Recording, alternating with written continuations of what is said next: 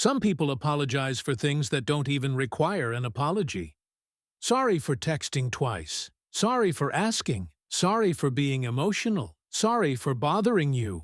And after a while, it stops sounding like politeness. It starts sounding like fear. Because people who apologize for everything are usually not trying to be nice. They're trying not to become a problem. And most of the time, this behavior starts in childhood. Not every childhood trauma looks dramatic from the outside. Sometimes nobody screamed, nobody hit you, nothing extreme happened. But you still grew up feeling like your emotions were too much for other people. So you learned something very dangerous very early.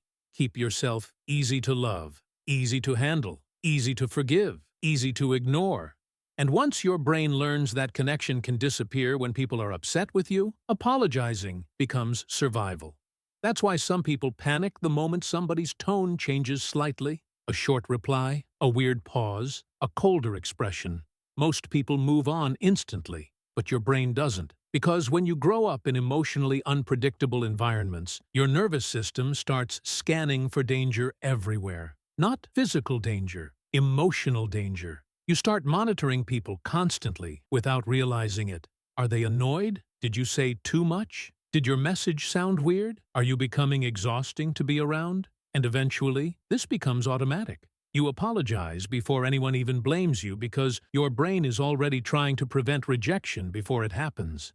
A child is not born afraid of taking up space. That fear is taught slowly, sometimes through criticism, sometimes through emotional distance, sometimes through parents who only seemed warm when you were calm, helpful, quiet, or mature for your age. So instead of learning that love is stable, you learn that love has conditions. Don't upset people. Don't need too much. Don't be difficult. Don't make anyone uncomfortable. And after enough years, those rules stop feeling like survival mechanisms. They start feeling like personality.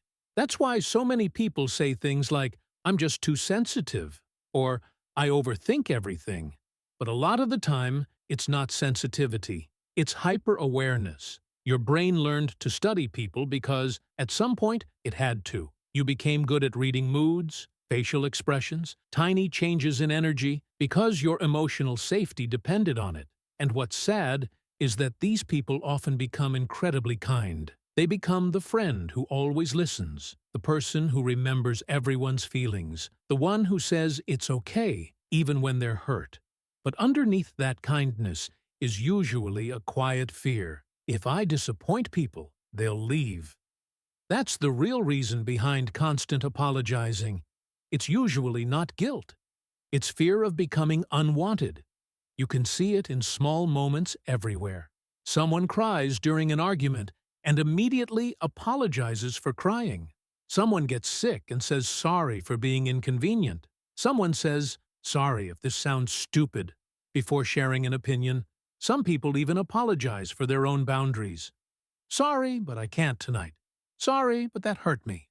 Sorry, but I need some space." As if having normal human needs requires permission. And the scary part is that the world often rewards this behavior.